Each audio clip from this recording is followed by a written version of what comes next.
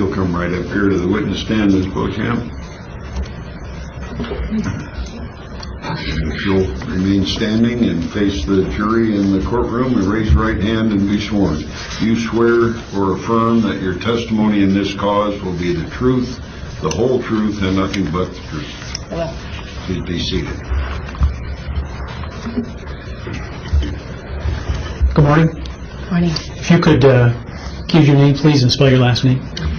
Trina Beauchamp, B-E-A-U-C-H-A-M-P. Ms. Beauchamp, if I could have you move a little closer to the mic, and you're kind of soft-spoken. Okay. Where are you from?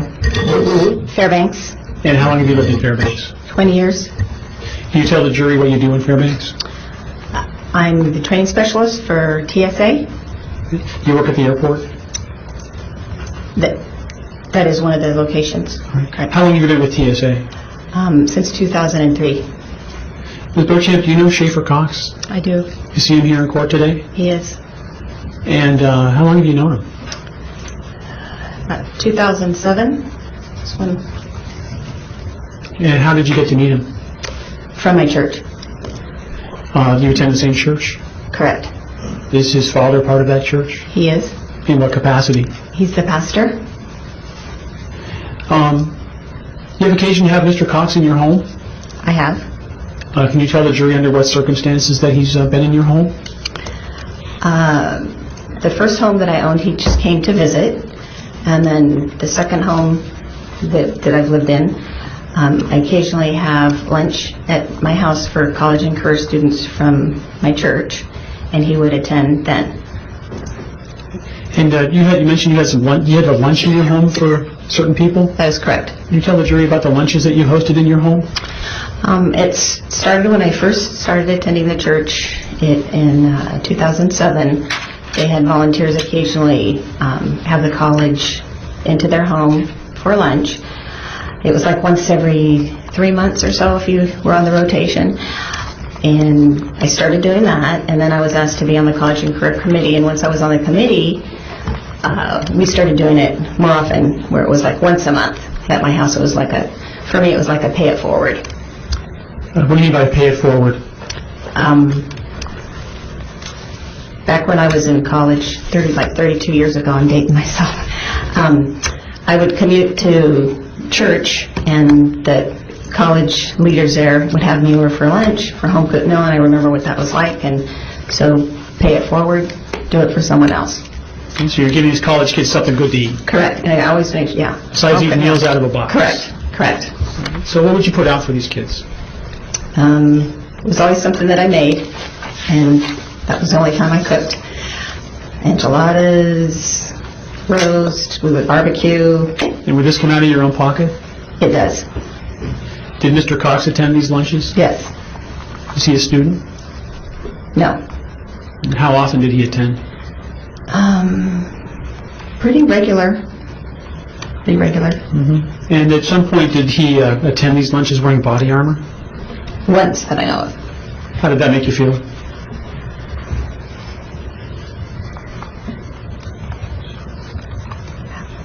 Me?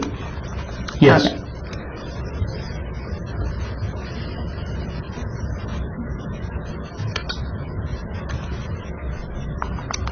I guess perplexed.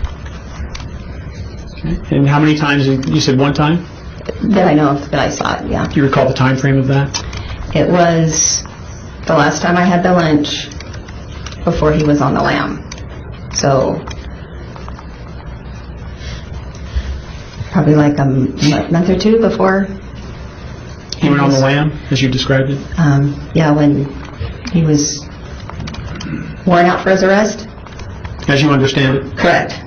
Okay. Do you ever receive a call from him referencing your capacity as a TSA employee? Yes. What was the call about? Asking if he was like on the no-fly list, or how would he know if he was going to be able to fly, something along those lines. Somebody asked you for that information? Correct. What did you tell him? That I couldn't give him that information. Did you give him that information? No. Did you tell him anything else? At that point, I didn't think it was anything serious. I said, paraphrased, are you a terrorist? No. Did you want to blow up a plane? No. Well, then show up at the airport, go through security, go on the plane. And a good way of knowing is if you show up, you'll know whether you can go or not. Right. Hey, did you report Mr. Cox's attempt to get that information from you to somebody? Report? Yeah. I mentioned it in passing to someone at work. Who would that have been? Tom Studler. Who was Tom Studler? He was a federal security director at the airport in Fairbanks. Right. And I'm sorry if I've forgotten if I've asked you, about what time frame was Mr. Cox's phone call to you? As far as in calendar year, what year it was? Within half a year, if you can do that. Put it in connection with when he's on the lam. Maybe, way before that. Okay. Yeah.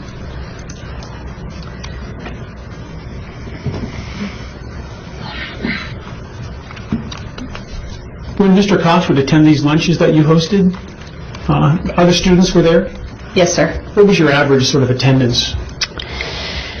I could have 12. We've had 40 at a time. Okay. And would he show up by himself, or would he have his wife with him, or anybody else that you noticed? Usually by himself, but sometimes his wife and son. I noticed Mr. Cox is smiling at you. Do you know why you're here? When I'm here Yes. to testify. Do you know where your name has been placed? Yes. Let's take a look at that. Okay. Can I give it 504009, please?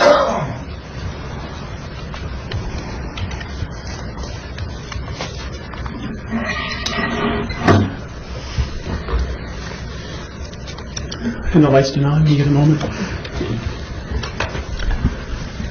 Ms. Beauchamp, exhibit 504-9 is on the monitor there. It's also on the screen up here to our left.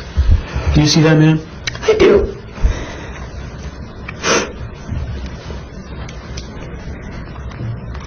You want to take a minute? Go ahead, Counsel.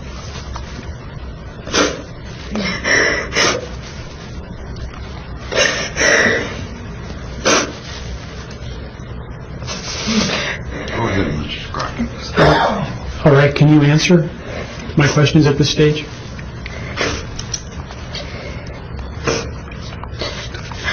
Okay. Do you see your name on that piece of paper? I do. When did you first see that piece of paper, Ms. Beauchamp? Last night. Your name's there at the bottom? It is. Yes, sir. And is it spelled correctly, or how would you show that being spelled? It's spelled phonetically, how it sounds. You see another name you recognize on that list? Tom Studler and Ron Wall. You recognize Mr. Wall's name? I do. What is Mr. Wall? How do you know Ron Wall? My daughter is in the same youth group as his sons, and I'm an acquaintance of his former wife. All right.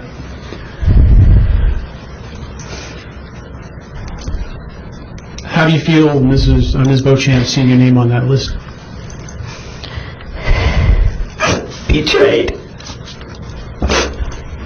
It's very...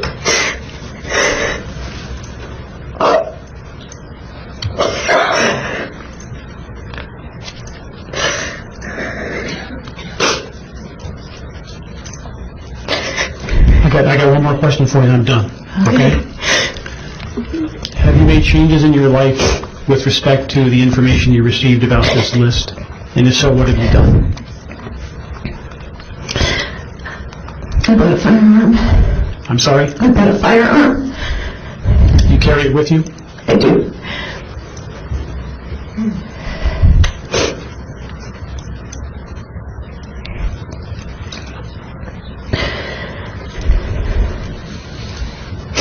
We'd have the lights to know me. Thank you, Ms. Beauchamp. That's all I have. Bristol. Good morning, Beauchamp. You saw the spelling of that name on that note? Yes, sir.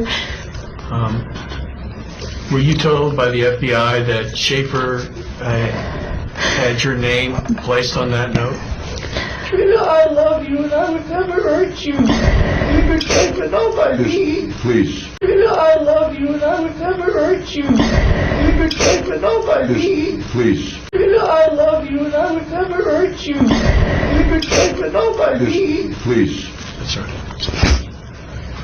Did the FBI tell you that Schaeffer Cox had your name placed on that note? I don't recall. Okay. I know you're overcome with emotion. You want to take a second? Okay. All right. How long? You said that Schaeffer's known you since 2007? That is correct. Into your house? Correct. Hung out with your son? Correct. And obviously it sounds like there's some emotion there. Do you wear your name tag on your coat, your lapel, or when you are working? My badge? Yeah, I'm sorry, your badge. Yes. And has Schaeffer seen you with your badge on?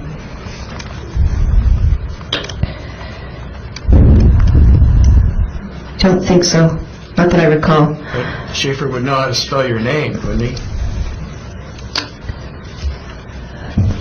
A lot of people can't spell my name. But he's known you since 2007, correct? Correct. I have no further questions. Ms. Beauchamp, I'm Tim Dooley. This is Ryan Coleman Barney. Have you ever seen this man before except in the newspaper? I don't recall. Thank you.